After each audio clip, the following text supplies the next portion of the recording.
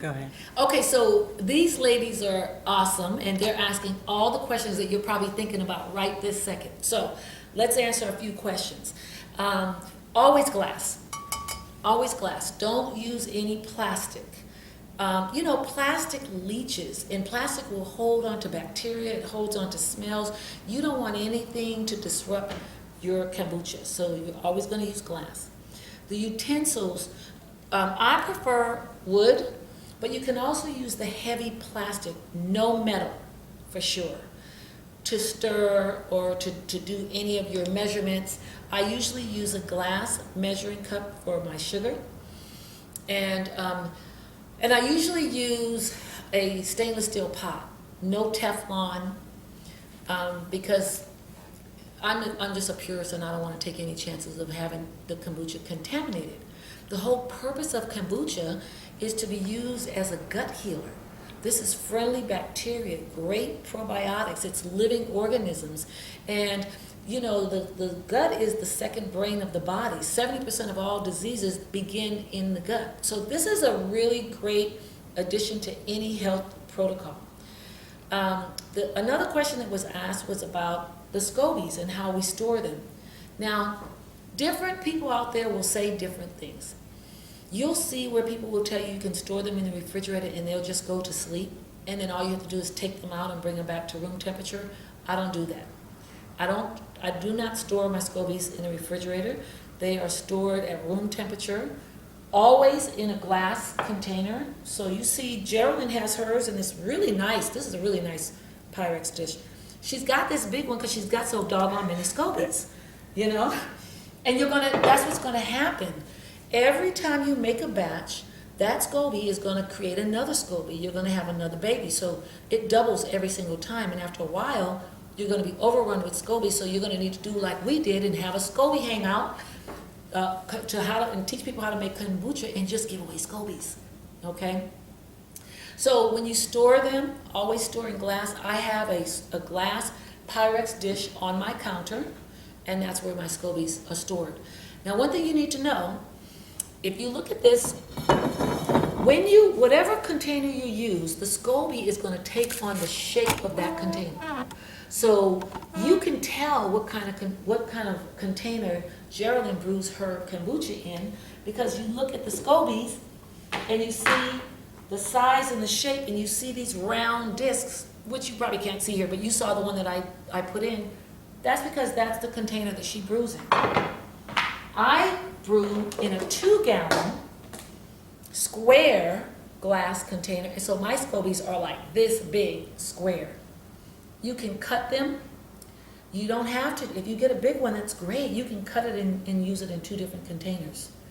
Okay, and what was the other question? Was there other questions? When you brew, you're going to brew at room temperature. You don't want it too hot. So you saw at the end where I poured starter. That starter came from the last batch that Geraldine brewed. But what if you're new? What if you're just now starting and all you have is a SCOBY and you don't have any starter? Simple.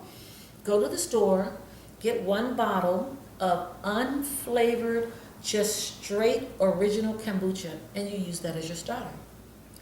Also, you can start without a SCOBY. Some of these bottles, did we drink all the SCOBYs? We had some that you could actually see the SCOBYs in it. We may have poured, because we've been drinking kombucha all day. So you can't see, but in this bottle, there's a little tiny SCOBY growing right in the bottom, and you'll see that even at store-bought. So you can start kombucha even without a SCOBY. It will take longer. You can use a bottle of original kombucha, follow all the other directions.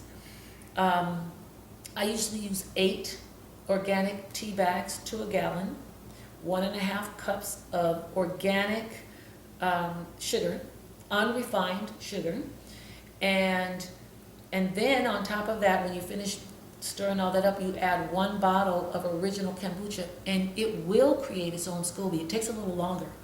So if you have the patience and you want to do that, it'll just take a little longer. The other thing is you can go online and you can buy SCOBYs. I see them online all the time, $5-6. So you can do that too. So there's plenty of ways to get started. And was there anything else? Because I know it's going to happen. As soon as we say, okay, that's it, goodbye, these ladies are going to come up with 6 more questions that you're going to want to know. We have a question. Once it's done, you remove the SCOBY. Thank you. So, we are going to do another video that's going to show how to do the second fermentation. However, even if you're not going to do second fermentation, when you taste your kombucha and it's where you want it to be, like somewhere within 7 to 10 days, maybe 14 days, if you let it go too much longer than that, it'll get very vinegary, which can be used for other uses, but most people are not going to drink it. So when it gets where you want it to be, you can do one of two things. You can either siphon off the kombucha right from the spigot, and I suggest that you get this kind of jar because it just makes it convenient, and just reuse. Just pour it in jars like this, or you can pour it in mason jars like this, and put it in the refrigerator. Because if you leave it on the counter or in the cabinet, it's going to continue to ferment, and that's fine if you want it a little fizzy. But if not, put it in the refrigerator. You can leave the SCOBY in the container.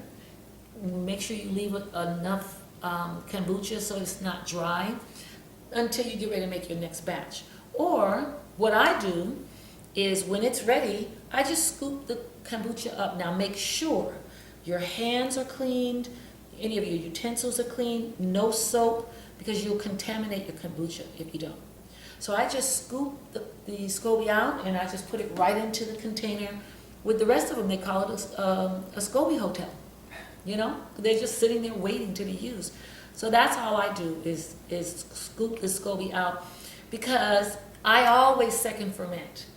And you can take the SCOBY out so that now you can add the flavorings you want to the whole container and let it ferment for another 3 or 4 days, and that's what gives it that fizz and that flavor. Okay? So I think, did we cover everything on this first one? What do you feel about distilled water? Oh, thank you. See, that's our hostess, Miss Geraldine. I personally only use distilled water. It's just a personal thing. I do a whole series on water, and I talk a lot about water. Our bodies are almost all water. So, you know, when it comes to water, you need to ingest the right amount. You also need to ingest the right water for you. And the only way you know that is to test it. Alkaline water is not the best water for everybody. Distilled water is not the best water for everybody. Everybody's different. So in order to find out which water is best for you, you need to test yourself. So I show people how to muscle test. For me, distilled water, my body tests better on distilled water. And I like it because it doesn't have anything in it. So any minerals, any vitamins, anything that I want to take, I will add that. I'm not depending on getting it from the water because most of that water is polluted anyway. So I prefer distilled water. And if you're a purist, you're just going to make it at home. Boil it or get a water distiller. But sometimes, you know, we work and we don't have time. So you can just buy distilled water. I always use distilled water in my kombucha. Okay? It's personal. Test and see which water is best for you. Okay? Anything else, ladies? Well, then we're going to go back to eating homemade hummus and veggies and drink some milk kombucha, and we'll see you next time. Thank you.